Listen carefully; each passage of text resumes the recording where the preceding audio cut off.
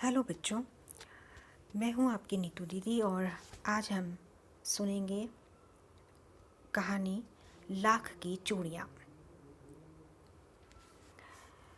सारे गांव में बदलू मुझे सबसे अच्छा आदमी लगता था क्योंकि वह मुझे सुंदर सुंदर गोलियाँ बनाकर देता था।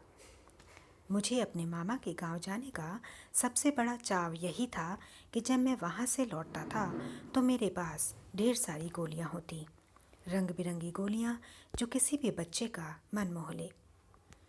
वैसे तो मेरे मामा के गांव का होने के कारण मुझे बदलू को बदलू मामा कहना चाहिए, परंतु मैं उसे बदलू मामा न कहकर बदलू काका कहा करता था, जैसा कि गांव के सभी बच्चे उसे कहा करते थे। बदलू का मकान कुछ ऊंचे पर बना था। मकान के सामने बड़ा सा सहन था। सहन का मतलब होता है आंगन।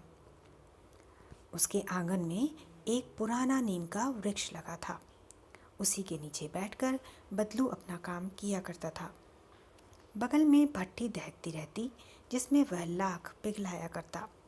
सामने एक लकड़ी की चौखट पड़ी रहती जिस पर लाख के मुलायम होने पर वह उसे सलाख के समान पतला करके चूड़ी का आकार देता।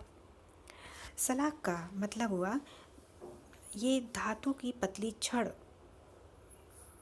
कह सकते हैं इसे हम। पास में 4-6 विभिन्न प्रकार की बेलन नुमा मुंगेरियाँ रखी रहती। मुंगेरी का मतलब है गोल लकड़ी जो ठोकने पीटने के काम आती है। उस गोल लकड़ी जो थी वो आगे से पतली और पीछे से मोटी होती।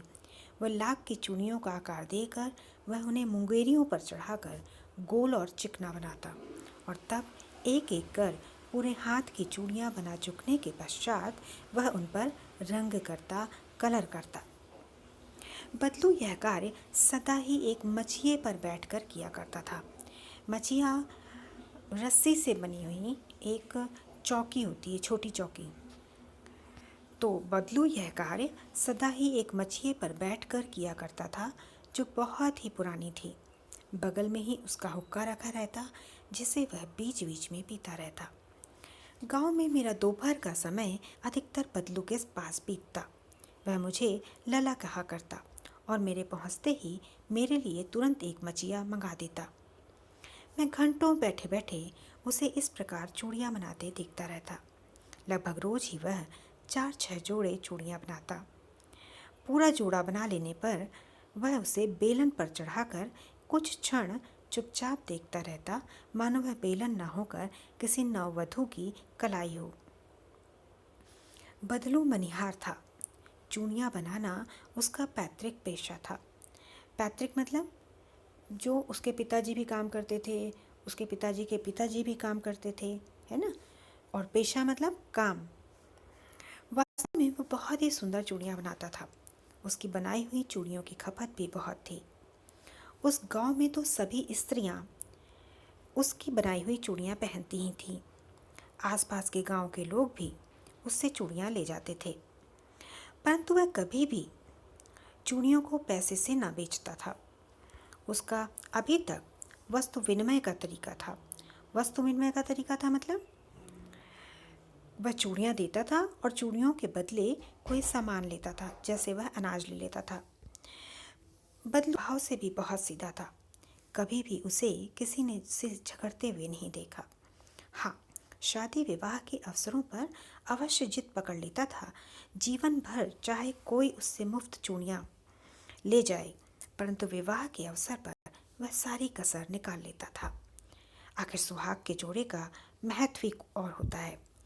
मुझे याद है मेरे मामा के यहाँ किसी लड़की के विवाह पर जरा सी बात पर बिगड़ गया था और फिर उसको मनाने में लोहे लग गए थे। लोहे लग गए थे मतलब बहुत मुश्किल हुई थी, बहुत मुश्किल से वो मना था।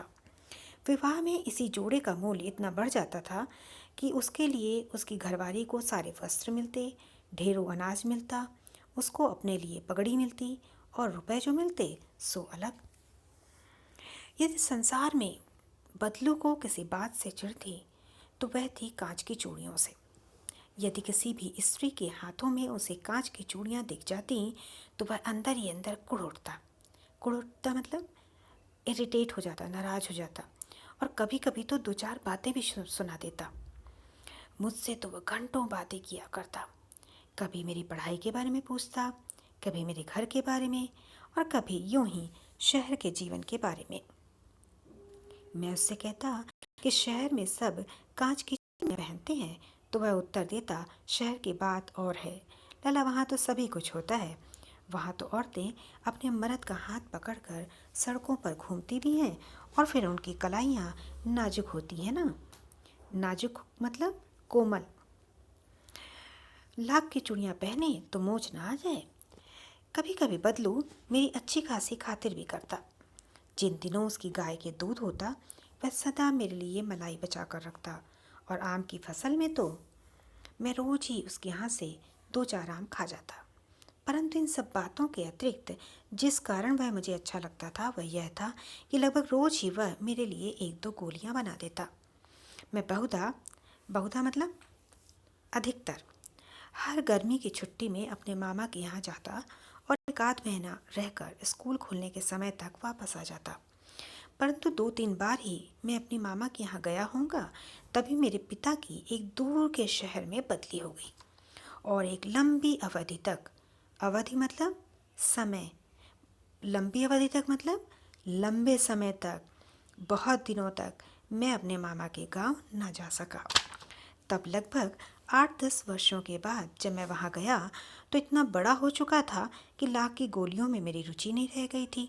अतः गांव में होते हुए भी कई दिनों तक मुझे बदलू का ध्यान ना आया। इसी बीच मैंने देखा कि गांव के लगभग सभी स्त्रियों ने कांच की चूड़ियाँ पहने हैं। बिरले ही हाथों में मैंने लाख की चूड़ियाँ देखी। बिरले ही मतलब बहुत कम। तब एक दिन सहसा मुझे बदलू का ध्यान आया। बात यह हुई कि बरसात में मेरे मामा की छोटी लड़की आंगन में फिसल कर गिर पड़ी, और उसके हाथ की कांच की चूड़ी टूटकर उसकी कलाई में घुस गई, और उससे खून बहने लगा। मेरे मामा उस समय घर पर ना थे। मुझे ही उसकी मरहम पट्टी करनी पड़ी। मरहम पट्टी मतलब घाव पर जो दवा लगाकर हम पट्टी बांधते हैं, उसे मरहम पट्टी कहते हैं। तभी सहसा मुझे बदलू का ध्यान आया। मैंने सोचा उससे मिलाऊं। अतः शाम को घूमते घूमते मैं उसके घर चला गया। बदलू वहीं चबूतरे पर नीम के नीचे एक खाट पर लेटा था। नमस्ते बदलू काका, मैंने कहा। नमस्ते भैया। उसने मेरी पहचाना नहीं, और देर तक निहारता रहा। मैं हूँ जनार्दन काका, आपके पास से गोलियां बना कर ले जाता था, मैंने अपना परिचय दिया। बदलू फिर भी चुप रहा, मानो वह अपने स्मृति पटल पर अतीत के चित्र उतार रहा हो। तब वह एकदम बोल पड़ा, आओ आओ लला, बैठो, बहुत दिन बाद गाँव आए। हाँ, इधर आना नहीं हो सका काका, मैंने चारपाई पर बैठते हुए उत्तर दिया। कुछ देर शांति रही। मैंने इधर उधर दृष्टि दौड़ाई, न तो मुझे उसकी मचिया नजर आई, न ही भट्टी। आजकल काम नहीं करते काका, मैंने पूछा। नहीं लला, काम तो कई साल से बंद है। मेरी बनाई हुई चूड़ियों को कोई पूछे तब तो। गांव गांव में कांच का प्रचार हो गया है। वह कुछ देर चुप रहा, फिर बोला, मशीन युग है ना यह लला, आजकल सब काम मशीन से होता है। खेत भी मशीन से जोते जाते हैं, और फिर जो सुंदरता कांच की चूड़ियों में होती है, लाख में कहाँ संभव है। लेकिन कांच बड़ा खतरनाक होता है, बड़ी जल्दी टूट जाता है, मैंने कहा। नाजुक तो फिर होता ही है लला। कहते कहते उसे खांसी आ गई, और वह देर तक खांसता रहा। मुझे लगा उसे दमा है। अवस्था के साथ साथ उसका शरीर ढल चुका था। उसके हाथों पर और माथे पर नसें उभर आई थीं। जाने कैसे उसने मेरी शंका भांप ली और बोला, दमा नहीं है मुझे, फसली खांसी है, यही महीने 2 महीने से आ रही है, 10-15 दिन में ठीक हो जाएगी। मैं चुप रहा। मुझे लगा उसके अंदर कोई बहुत बड़ी व्यथा छिपी है। व्यथा मतलब पीड़ा, दर्द, दुख, मतलब वो दुखी है। मैं देर तक सोचता रहा कि इस मशीन युग ने कितने हाथ काट दिए हैं। कुछ देर फिर शांति रही, जो मुझे अच्छी नहीं लगी। आम की फसल अब कैसी है काका? कुछ देर पश्चात मैंने बात का विषय बदलते हुए पूछा। अच्छी है लला, बहुत अच्छी है, उसने लहक कर उत्तर दिया। लहक कर मतलब खुश होकर उत्तर दिया। और अंदर अपनी बेटी को आवाज़ दी, अरे रज्जो, लला के लिए आम तो ले आ। फिर मेरी ओर मुखातिब होकर बोला। मुखातिब होकर मतलब मेरी तरफ देख कर बात की, माफ़ करना लला, तुम्हें आम खिलाना भूल गया था। नहीं नहीं काका, आम तो इस साल बहुत खाए हैं। वाह वाह, बिना आम खिलाए कैसे जाने दूंगा तुमको। मैं चुप हो गया। मुझे वे दिन याद आए जब मेरे लिए मलाई बचा कर रखता था। गाय तो अच्छी है ना काका, मैंने पूछा। गाय कहाँ है लला, 2 साल हुए, बेच दी। कहाँ से खिलाता। इतने में रज्जो, उसकी बेटी, अंदर से एक डलिया में ढेर सारे आम ले आई। डलिया बांस की बनी हुई होती है, इसमें हम सामान या फल रख सकते हैं। यह तो बहुत है काका, इतने कहाँ खा पाऊँगा, मैंने कहा। वाह वाह, वह हंस पड़ा। शहरी ठहरे ना, मैं तुम्हारी उम्र का था तो इसके चौगुने आम एक बखत में खा जाता था। एक बखत में खा जाता था मतलब एक बार में, एक समय में खा जाता था। आप लोगों की बात और है, मैंने उत्तर दिया। अच्छा बेटी, लला को 4-5 आम छांट कर दो, सिंदूरी वाले देना। देखो लला कैसे हैं, इसी साल यह पेड़ तैयार हुआ है। रज्जू ने 4-5 आम अंजलि में लेकर मेरी ओर बढ़ा दिए। आम लेने के लिए मैंने हाथ बढ़ाया तो मेरी निगाह एक क्षण के लिए उसके हाथों पर ठिठक गई। गोरी गोरी कलाइयों पर लाख की चूड़ियाँ बहुत फब रही थी। फब रही थी मतलब अच्छी लग रही थी, सुंदर लग रही थी। बदलू ने मेरी दृष्टि देख ली और बोल पड़ा, यही आखिरी जोड़ा बनाया था जमींदार साहब की बेटी के विवाह पर। 10 आने पैसे दे मुझको दे रहे थे, मैंने जोड़ा नहीं दिया, कहा शहर से ले आओ। मैंने आम ले लिए और खाकर थोड़ी देर पश्चात चला आया। मुझे प्रसन्नता हुई कि बदलू ने हार कर भी हार नहीं मानी थी। उसका व्यक्तित्व कांच की चूड़ियों जैसा न था जो कि आसानी से टूट जाए।